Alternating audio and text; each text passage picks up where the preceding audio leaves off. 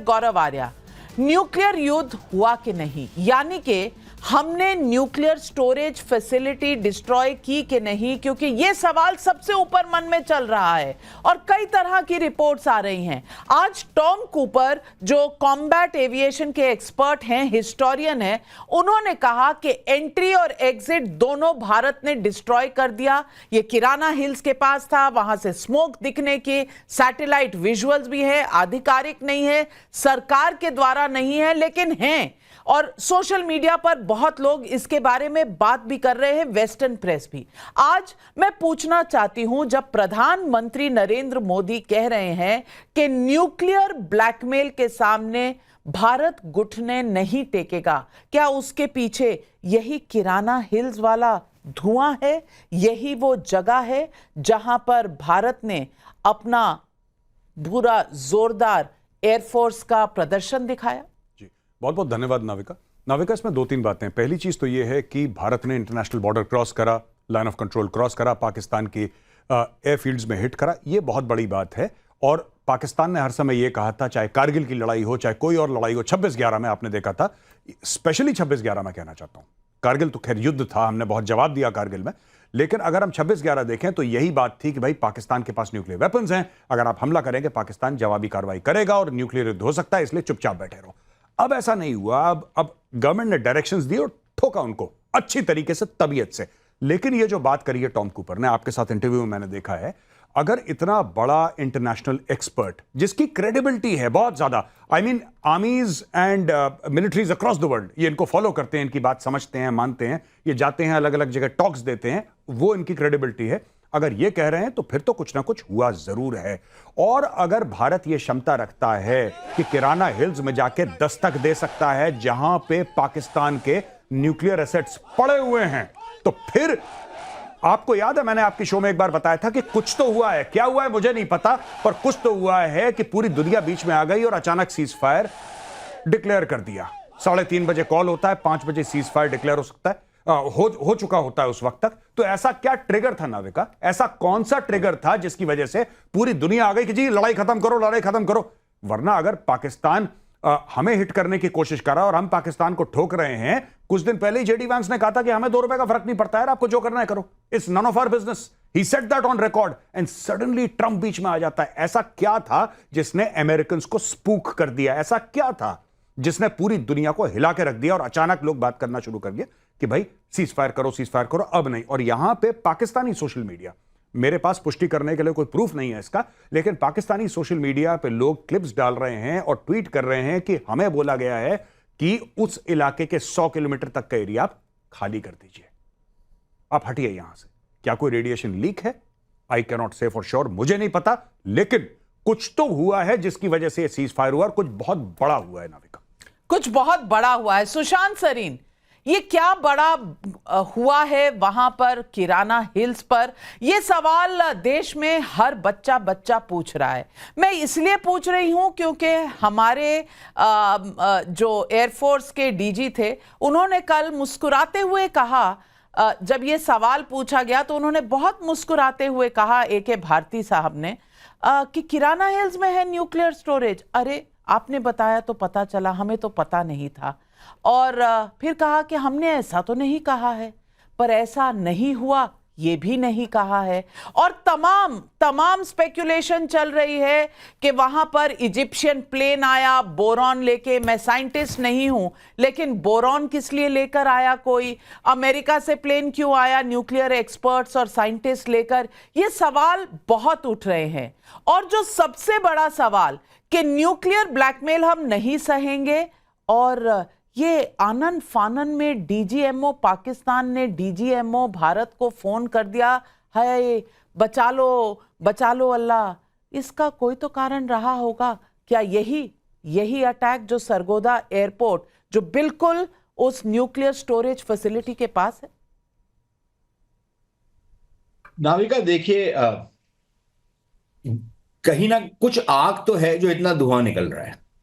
अब वो आग किस चीज की है मैं सक्षम नहीं हूं ये बताने में। अगर एयर मार्शल साहब नहीं बता सके तो मैं कौन होता हूं बताने वाला। लेकिन लेकिन कुछ ना कुछ तो हो रहा है, और वो क्या हो रहा है, वो एक तरीके का उसके ऊपर एक चादर पड़ी हुई है। पाकिस्तानी जो मीडिया अपने आप को बड़ा फ्री बोलता है, भारतीय मीडिया को तो गोदी मीडिया बोलने की उनको इजाजत है, ठीक है ना। अपने अपने घर में अपने आकाओं के ऊपर तो भौंकने की इनको नहीं इजाजत, भारत के ऊपर भौंकने की बड़ी इनको इजाजत है, तो ठीक है।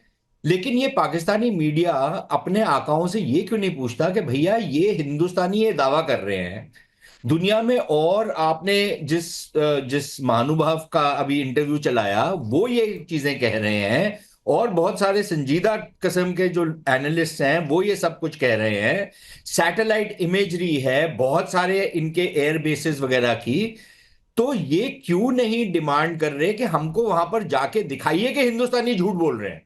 मैं तो 3 दिन से बोल रहा हूं कि यार अपने लोगों को बोलो, जब पुलवामा हुआ था, जब बालाकोट हुआ था, जब उरी हुआ था, तब तो ये आईएसपीआर वाले लेके जा रहे थे, बसें भर भर के लेके जा रहे थे। अब क्या हुआ है?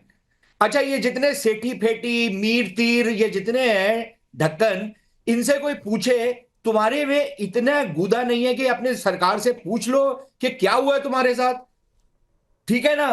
पिछवाड़े में जो लात पड़ी है जरा बताओ तो सही हुआ क्या है, पूछो तो सही, हिम्मत तो थोड़ी सी तो जुटाओ। तुम में तो जज्बा जिहाद है ना, तो थोड़ा सा अपना जज्बा अपने फौजियों से पूछ के तो दिखाओ कि क्या हुआ है। जब इनके फौजियों से पूछा जाता है, उनकी शक्लें आपने देखी थी, जब उनसे किराना हिल्स के बारे में एक सवाल पूछा गया था तो उनकी शक्लें आपने देख ली होंगी, ठीक है। तो भाई हो सकता है कि ना हुआ हो कुछ, मैं भी मानता हूं हो सकता है किराना हिल्स में, आई हैव नो आइडिया।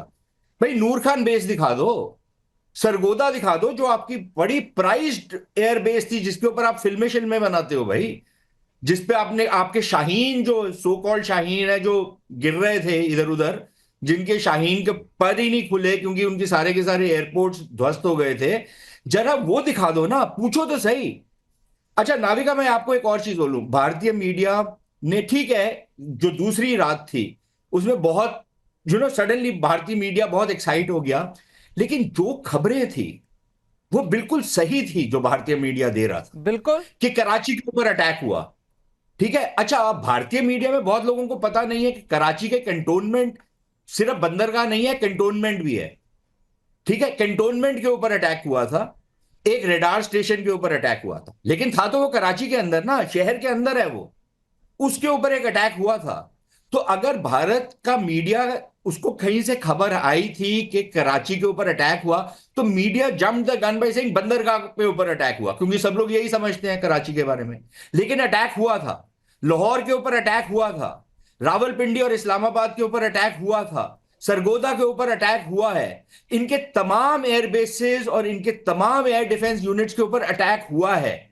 और ये जो आए हैं ना, जो आज मेरे ख्याल विदेश मंत्रालय ने भी बोल दिया, ये टेबल पे आए हैं क्योंकि इनको इतनी फेंटी लगी है कि इनके पास और कोई चारा नहीं था टेबल पे आने के अलावा, ठीक है ना। तो ये ऐसे ही नहीं आ गए कि इनको सडनली अमन और चैन की बातें बांसुरी बजाना चाह रहे थे। ये पाकिस्तानी इतने घटिया हैं, इनको जब तक 4 जूते नहीं पड़ते तब तक ये नहीं आएंगे, इनको जूते पड़े और इनको सडनली पता लगा कि यार ये तो हमारा तो पूरा पासा ही पलट गया, हम जो सोच के बैठे हुए थे वो तो बात ही खत्म हो गई है। ये इसलिए आए हैं। ये ट्रंप तो ऐसे ही अपना बीच में अपनी उंगल डालने की कोशिश कर रहा है, बिल्कुल इसका कोई, इनफैक्ट देयर इज एब्सोल्युटली कोई एविडेंस नहीं है कि अमेरिकियों ने भारत के ऊपर कोई प्रेशर डाला ट्रेड का, इसका उसका, कोई ऐसी बात ही नहीं हुई।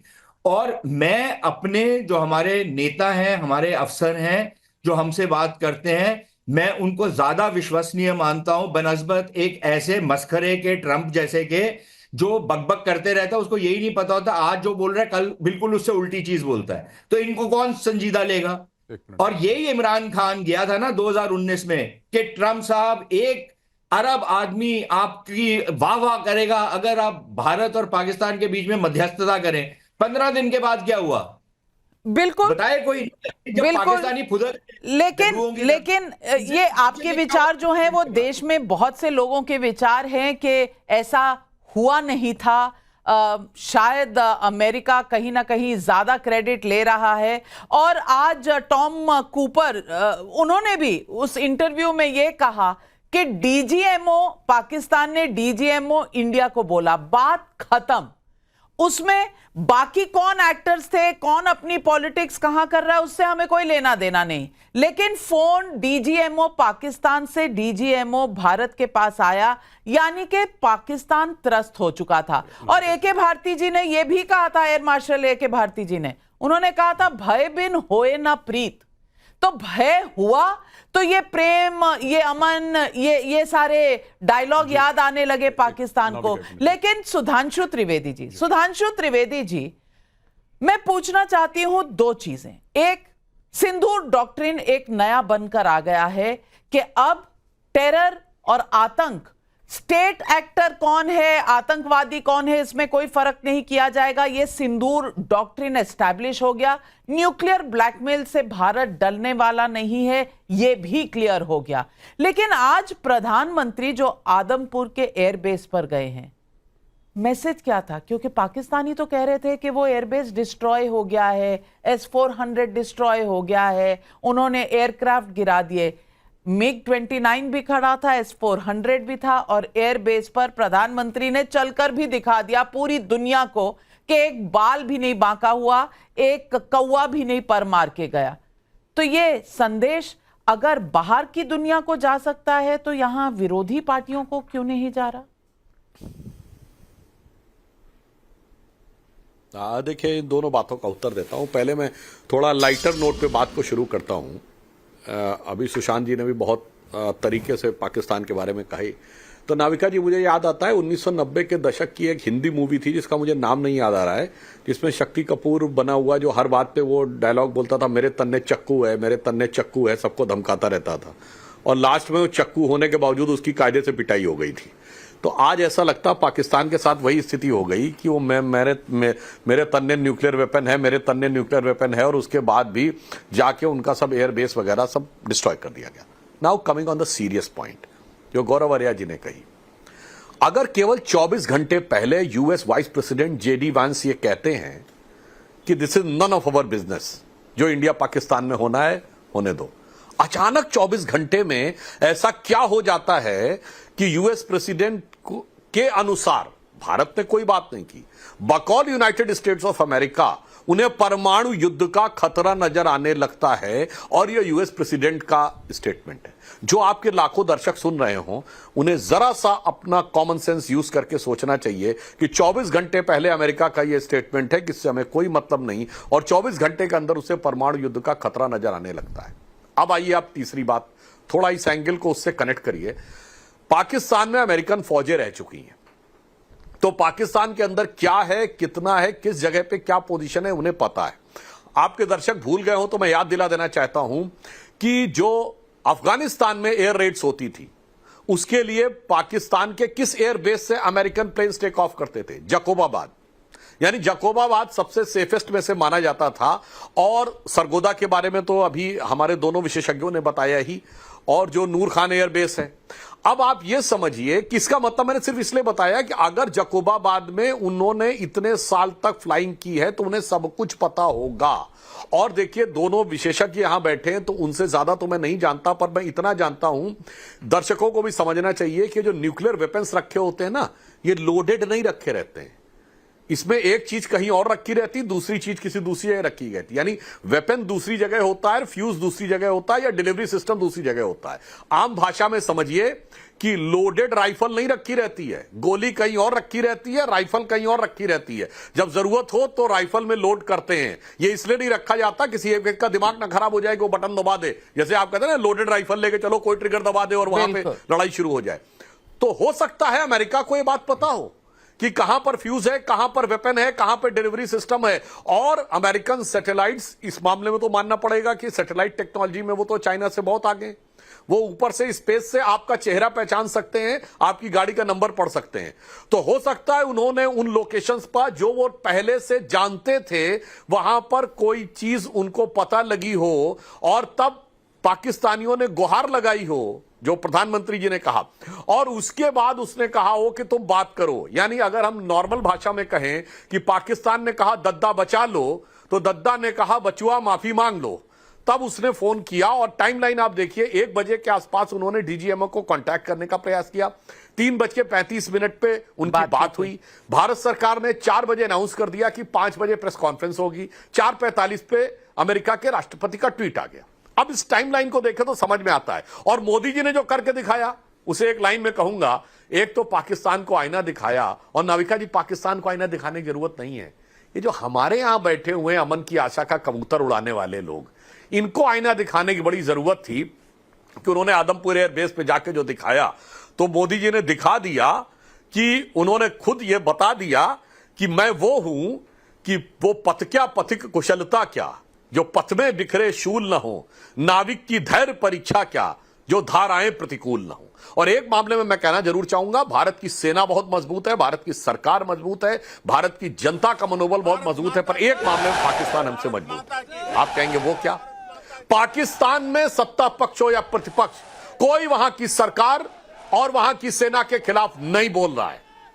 भारत में एक नहीं अनेक नेता बोल रहे हैं, अनेक सोशल मीडिया इन्फ्लुएंसर आए बाएं साएं बोल रहे हैं, उनके लिए जिसका कोई प्रूफ नहीं है वो कर रहे हैं, से नो टू वॉर कर रहे हैं और जाने क्या क्या करने का प्रयास कर रहे हैं। तो मैं कह रहा हूं इस मामले में, और यह दुर्भाग्य रहा है देश का कि मतलब मोहम्मद गोरी के जमाने से भी कोई ना कोई जयचंद बैठा रहता था, जब सिकंदर आता था तो कोई अंभी बैठा रहता था, जब अंग्रेज आते थे तो कोई मीर जाफर बैठा रहता था। तो मैं एक पंक्ति में मैं कहूंगा, किसी का नाम लेके नहीं कह रहा हूं, दर्शक आपके समझ जाएंगे कि कहनी है एक बात मुझे इस देश के पहरेदारों से, संभल के रहना अपने घर में छिपे हुए गद्दारों से। बिल्कुल।